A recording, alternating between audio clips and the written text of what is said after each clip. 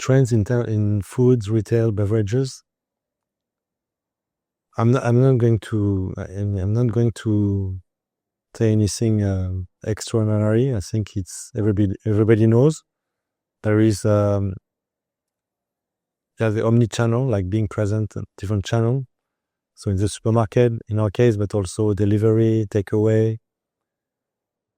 Also for us, going greater capillarity, because we cannot have kiosks in supermarkets that are too small. So we need to be able to reach them, because the retailer, it was our vision. Retailer, they want sushi fresh in every supermarket, just like they want fresh bread.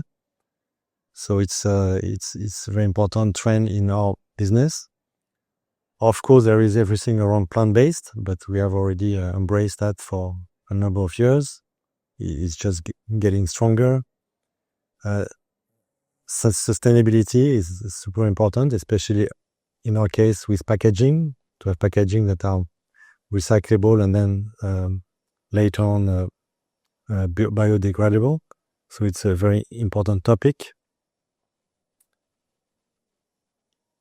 We also venture in new concepts like Asian street food, and lately Korean.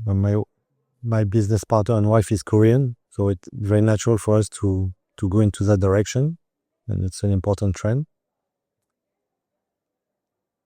I think that's it. Nothing revolutionary that you don't know already.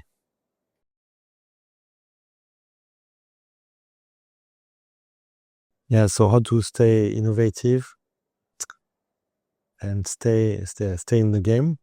But first of all, very early on, we moved our headquarters to London, because we felt out of all the European countries or European cities, it's where you can catch more easily the new trends. A lot of things are going on. So that's one thing. We also have subsidiaries in every country. We don't operate under a master franchise model, some exceptions, but in general, we have offices everywhere in Europe. So it's also a way to capture the trends. And then when we travel, we do study trips. And in particular, we go to Asia quite often. And because our mission is really to bring Asian food to Europe and to the rest of the world. And that's how we try to stay in touch.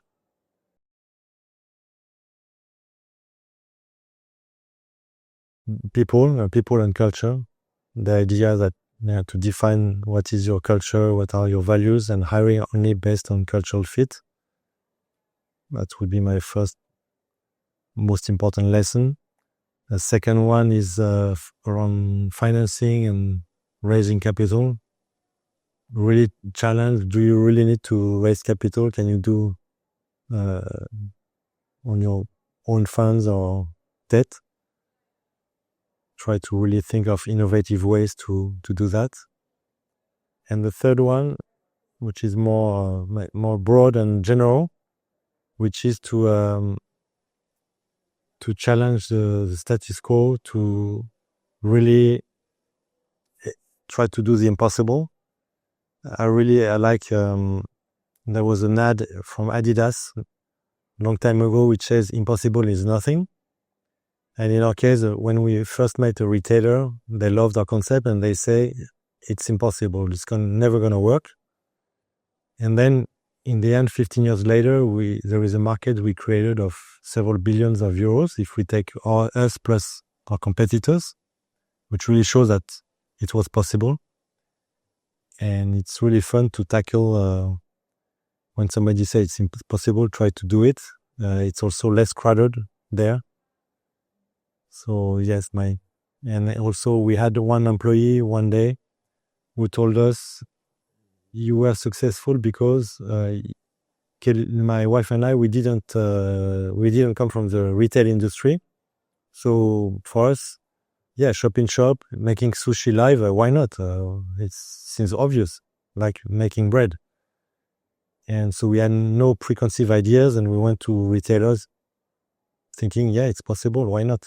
So being fresh and challenging the status quo, and I think was an important lesson we learned.